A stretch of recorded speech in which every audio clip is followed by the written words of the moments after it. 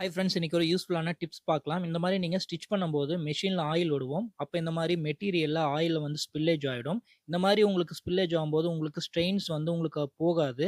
அத எப்படி வந்து நம்ம ரிமூவ் பண்ணலான்னு இந்த வீடியோல பார்க்கலாம். பாருங்க, மேல் பக்கம், உள் பக்கம் இந்த மாரி உங்களுக்கு ஸ்ட்ரெயின்ஸ் வந்து தெரியும். இந்த ஆயில் ஸ்டெயின்ஸோட நமக்கு கஸ்டமருக்கு ஸ்டிச் பண்ணி குடுக்க முடியாது. இப்போ மெட்டீரியலோட உள் பக்கத்துல இந்த மாரி டாக்கம் பவுடர் எடுத்துக்கங்க. டாக்கம் பவுடர் எடுத்துட்டு எங்கெங்கலாம் கரை இருக்கோ அந்த இடத்துல அப்படியே அந்த மாதிரி ஸ்ப்ரெட் பண்ணி நீங்க போட்டுக்கங்க. நீங்க எவ்வளோக்கு எவ்வளோ அந்த பவுடர போடுறீங்களோ, அவ்வளோக்கு அந்த ஸ்டெயின்ஸ வந்து அது உங்களுக்கு ரிமூவ் பண்ணும். அது என்ன பண்ணும்னா, அந்த பவுடர் வந்து அந்த ஆயில் ஸ்டெயின்ஸ அப்படியே வந்து சக் பண்ணும். இந்த மாதிரி நீங்க கையில அத வந்து ஸ்ப்ரெட் பண்ணி விட்டுக்குங்க. எங்கெல்லாம் கரை இருக்கோ அங்கெல்லாம் நீங்க ஸ்ப்ரெட் பண்ணுங்க. தென் ஒரு காட்டன் துணிய அது மேல போட்டு நல்லா அயர்ன் பாக்ஸ ஹீட் பண்ணி அயர்ன் பண்ணிக்கங்க. இந்த மாரி கரெக்ட்டா அயர்ன் பண்ணுங்க. நல்லா ஹீட் பண்ணிக்கங்க. இப்ப நம்ம அந்த துணிய ரிமூவ் பண்ணிடலாம்.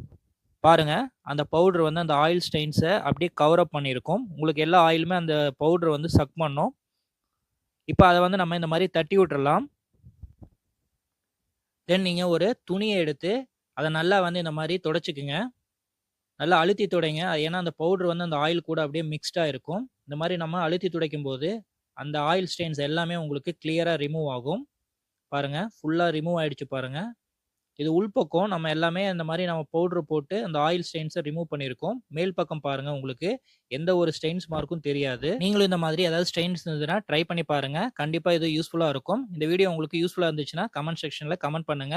இந்த வீடியோ உங்களுக்கு புடிச்சுதுன்னா லைக் பண்ணுங்க. Thank you.